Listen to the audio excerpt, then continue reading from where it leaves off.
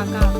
Jaminan kecelakaan kerja itu merupakan bentuk perlindungan sosial dari BPJS Ketenagakerjaan yang ditujukan bagi pekerja yang mengalami kecelakaan atau gangguan kesehatan akibat aktivitas kerja.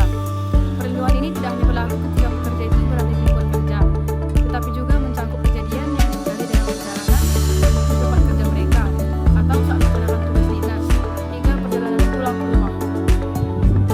Nah, manfaat yang diberikan melalui program JKK itu bersifat menyeluruh dan berorientasi pada kebutuhan peserta.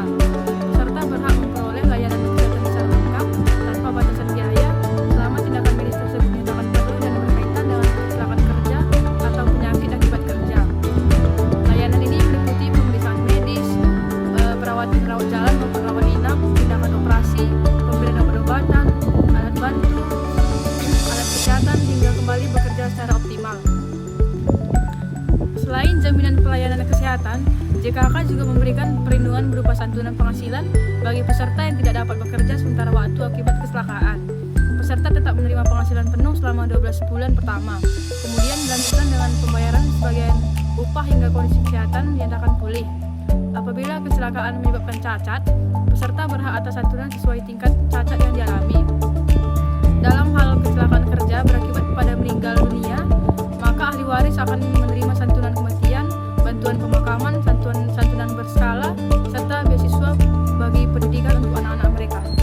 Nah, selanjutnya pembiayaan program JKK itu berbeda antara pekerja penerima upah dan pekerja bukan penerima upah. Untuk pekerja penerima upah itu seluruh iuran JKK menjadi tanggung jawab pemberi kerja dalam besaran persentase yang disesuaikan dengan tingkat risiko pekerjaan. Sementara itu pekerja bukan penerima upah seperti pekerja mandiri, pedagang, petani, atau sektor informal lainnya itu membayar iuran secara mandiri dengan nominal yang terjangkau sesuai dengan penghasilan yang dipilih. Proses klaim JKK itu dapat dilakukan apabila peserta terdaftar aktif dan kejadian yang dialami terbukti berkaitan dengan pekerjaan. Kecelakaan kerja itu harus dilaporkan dalam waktu yang telah ditentukan dengan melampirkan dokumen pendukung serta identitas peserta, kronologi kejadian, dan surat keterangan medis. Setelah laporan diterima, peserta akan mendapatkan pelayanan di fasilitas kesehatan yang bekerjasama dengan BPJS Ketenagakerjaan dan seluruh biaya perawatan akan ditanggung sesuai ketentuan yang berlaku. Pemantauan proses klaim itu dapat dilakukan melalui layanan digital seperti aplikasi JMO atau lapor asing. Nah, sebagai contohnya itu seorang pekerja lapangan mengalami kecelakaan saat menjalankan tugas sehingga mengalami cedera serius dan harus menjalani perawatan dalam jangka waktu tertentu. Dengan kepesertaan JKK, seluruh biaya pengobatan dan perawatan ditanggung. Peserta tetap memperoleh penghasilan selama masa pemulihan serta mendapatkan layanan rehabilitasi sehingga mampu kembali bekerja. Masih terdapat anggapan keliru di beberapa masyarakat mengenai program JKK itu hanya diperuntukkan bagi pekerja sektor atau bahwa proses klaimnya itu sulit.